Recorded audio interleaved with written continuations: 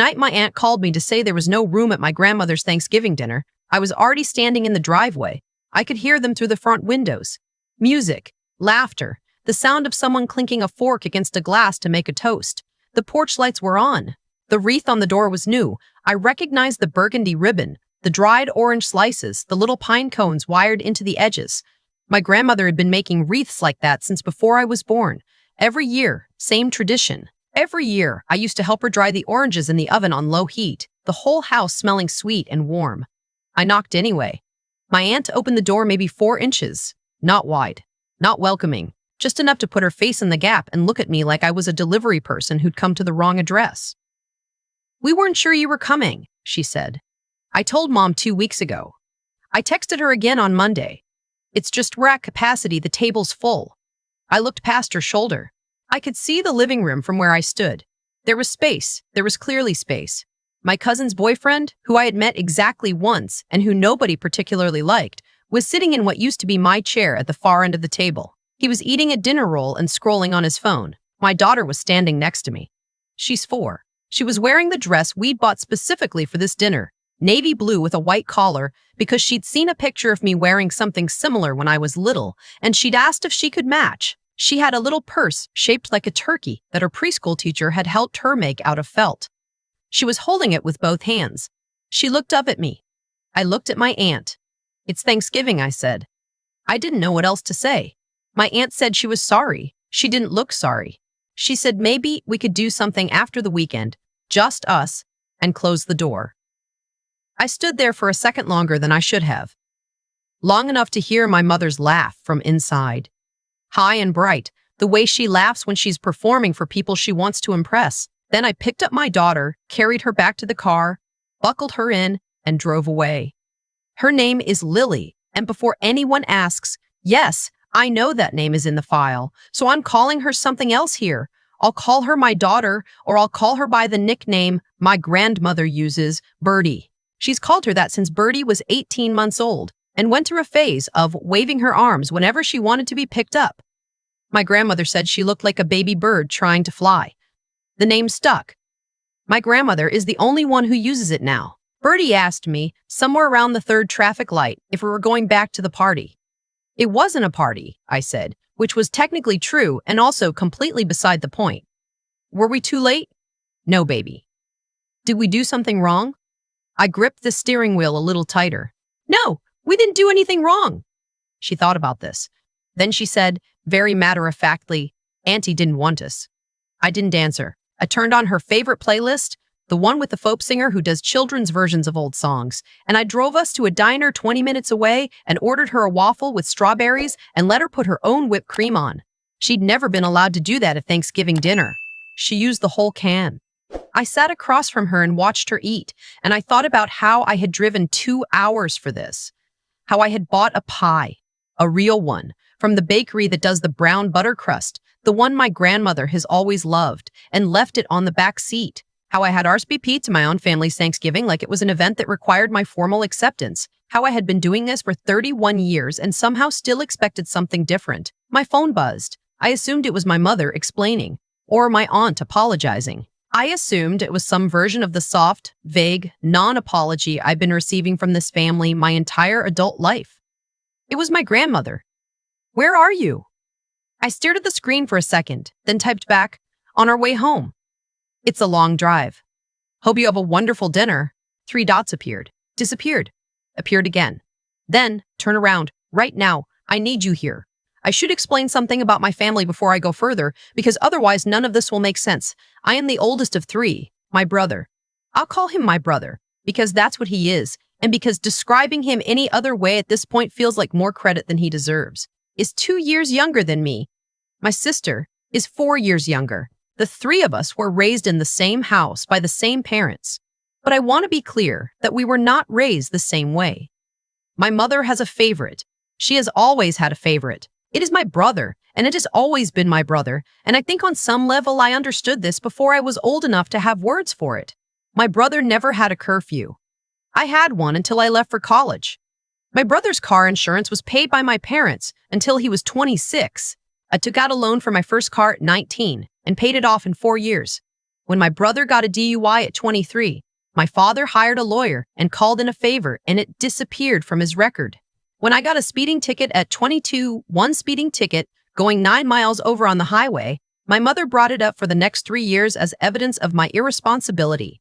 My sister and I used to talk about it. We had a whole vocabulary for it. The way siblings do when they're processing something together, we called it the double standard. We called my brother's treatment the golden rule. We called my mother's blind spot toward him exactly that, a blind spot, because it felt more charitable than the alternative. Then my sister married my brother's best friend, and the vocabulary changed. She stopped returning my calls as often. She started attending family events with my brother, laughing at his jokes, backing him up in arguments. She didn't do it all at once. It was gradual, like water wearing down stone. By the time I noticed how far things had shifted, there wasn't much left to shift back. My grandmother is my mother's mother. She is 78 years old.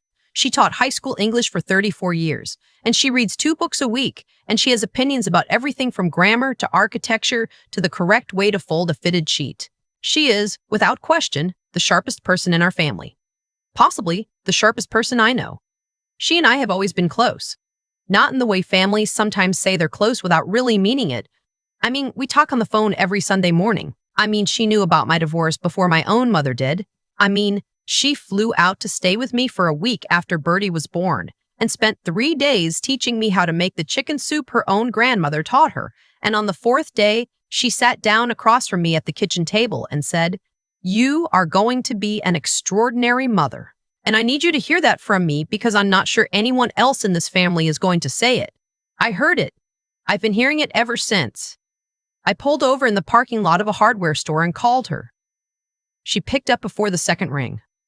"Tell me where you are," she said. I told her I was 22 minutes away.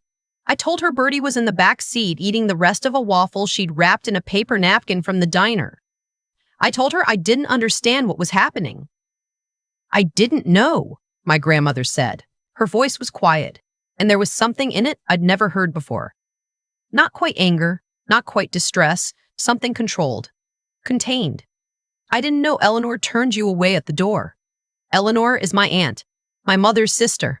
She has lived 3 blocks from my grandmother for 20 years and considers herself the primary caretaker of our family's social calendar, which is a way of saying she controls who gets invited to what and frames it as helpfulness. "She told you it was at capacity," I said. "It is not at capacity. This is a 12-person dining table, and there are 9 people sitting at it." I didn't say anything. "Your cousin's boyfriend is sitting in your chair," she said. I saw.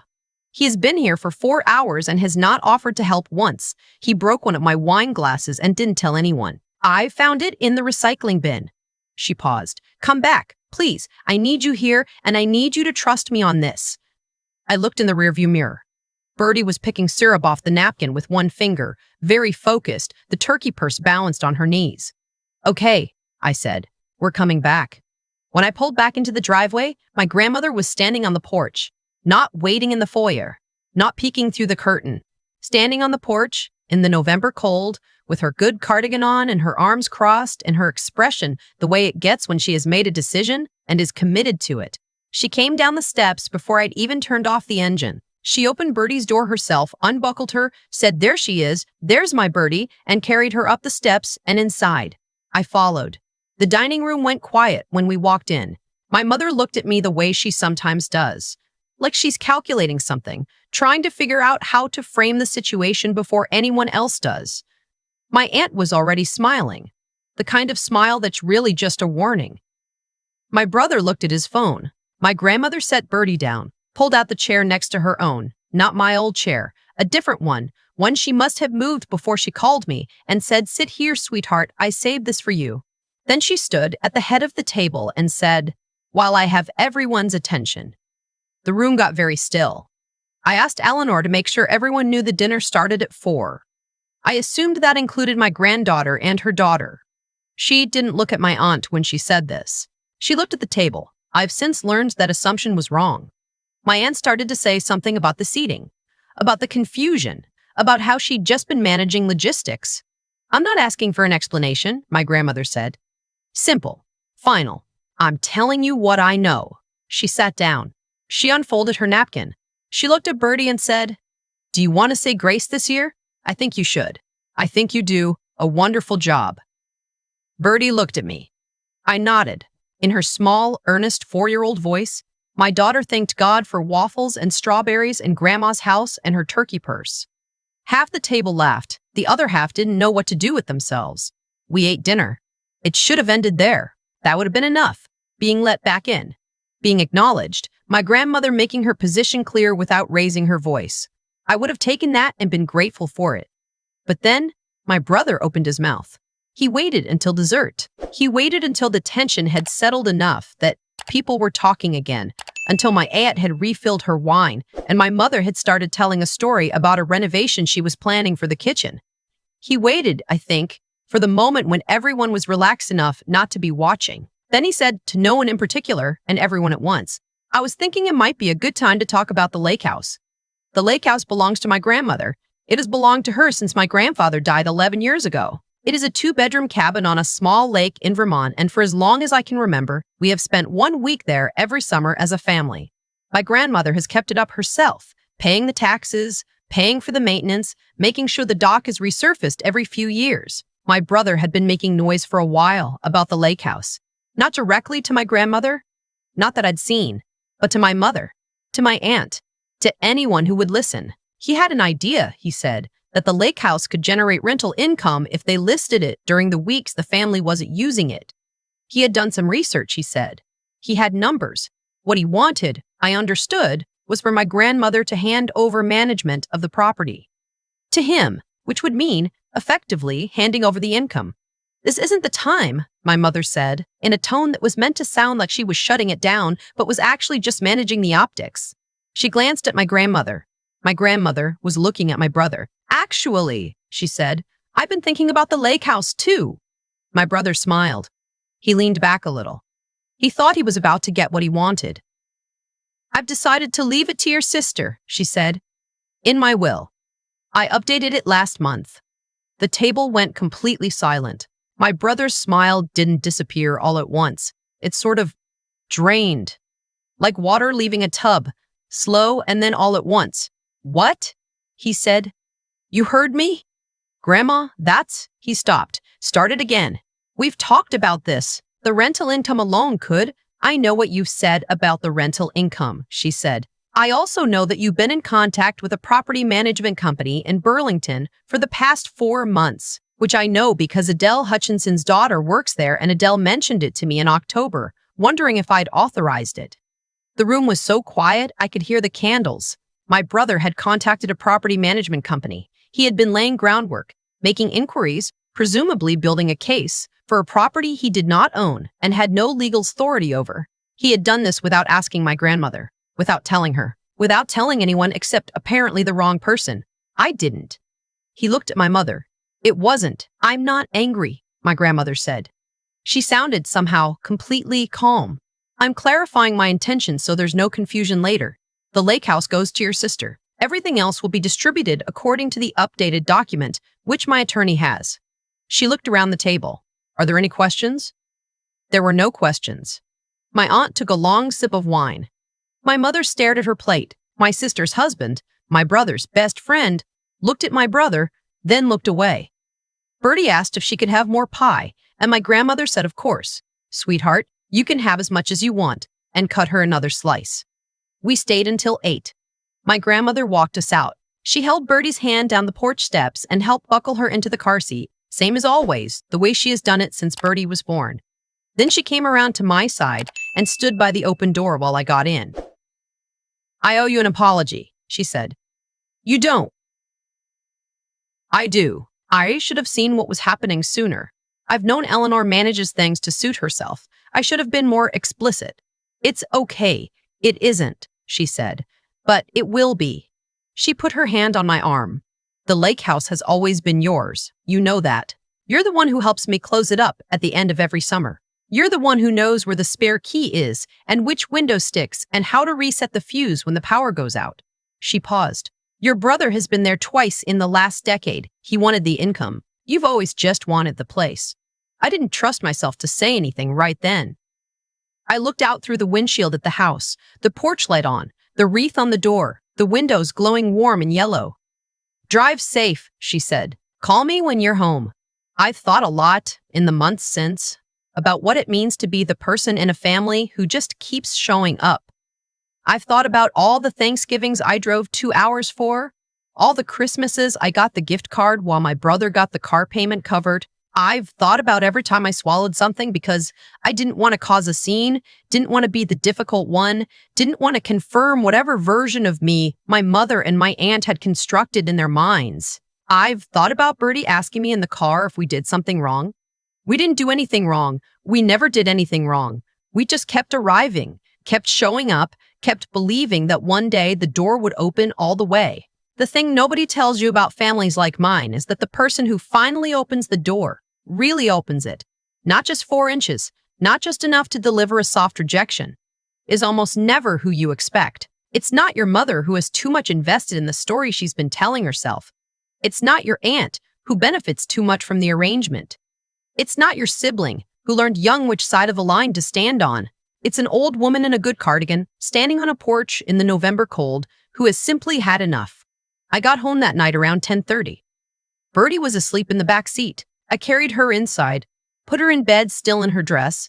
I'd change her in the morning, and sat down at my kitchen table with a cup of tea. My grandmother texted at 10:42, home safe. Adele's daughter sends her regards. I laughed out loud, alone in my kitchen, at 10:42 on Thanksgiving night. Then I texted back, thank you for everything. I love you. She replied with a single turkey emoji, which she has never done before and which somehow made it perfect. The lake house is ours. Not mine, ours. Mine and Bertie's. Every summer for the rest of my grandmother's life, and then for whatever comes after, we'll be the ones who know where the spare key is and which window sticks and how to reset the fuse when the power goes out. Some things, it turns out, are worth the long drive. I've been thinking about what my grandmother did that night. Not just the will, not just the public moment at the dinner table, but the part before any of that. The part where she put on her good cardigan and walked out into the November cold and stood on that porch and waited for us. She didn't send a text. She didn't have my mother pass along a message. She stood outside in the dark and waited until she saw our headlights come up the driveway. That's the part I keep coming back to. There's a version of this story where my grandmother stays inside and says nothing, where she lets Eleanor manage the situation the way Eleanor always manages things, with a soft smile and a plausible explanation and just enough distance to avoid accountability. It would have been easier. She's 78 years old. She has earned the right to let things go, but she didn't let it go. And I've been trying to understand why, because I think the answer matters more than the outcome. I think she understood something that took me a long time to learn, that silence, when you know something is wrong, is its own kind of choice. It isn't neutral. Every time she had looked the other way while my aunt managed the guest list, while my brother made plans for property he didn't own, while I drove 2 hours and got 4 inches of open door, she had been making a choice. And at some point, she decided she was done making that one. That's not karma. That's not the universe balancing some cosmic ledger. That's just a person deciding at 78 that she still has the ability to act according to what she actually believes, and doing it. What I want Bertie to understand someday, when she's old enough to hear the story the way it really happened, is that the people who treated us the way they did weren't evil. They were just operating on the assumption that I would keep showing up no matter what, that I was reliable in a way that didn't need to be rewarded because reliable people don't leave. They assumed my patience was infinite. They assumed my presence was guaranteed. And for a long time, they were right. The thing about being the dependable one in a family like mine is that your dependability gets mistaken for acceptance. Every time I showed up after being overlooked, they heard, "This is fine." Every time I swallowed something and kept the peace, they heard, "She doesn't really mind." I wasn't communicating that I could handle it. I was communicating that it didn't need to change. My grandmother changed it, not because she had something to gain. She's at the end of her life. She's past the age of strategic maneuvering. But because she looked at what was happening and decided it wasn't right. That's integrity in its plainest form. Not the version that shows up when it's easy or convenient or when people are watching. The version that shows up on a cold November porch at dusk because a 4-year-old girl in a navy dress deserved to have Thanksgiving dinner with her great-grandmother. I think about Bertie asking me in the car if we did something wrong. I think about what would have happened if I'd given her a comfortable non-answer. If I'd said, of course not, sometimes grown-ups just make mistakes, and left it at that, she would have learned the way children learn everything, from what I modeled rather than what I said. She would have learned that when a door closes on you, you accept it quietly and go find a diner. Instead, she got to watch an old woman in a cardigan decide enough was enough. I hope she remembers that longer than she remembers the waffles. Though honestly, she used the whole can of whipped cream, so it might be a close call.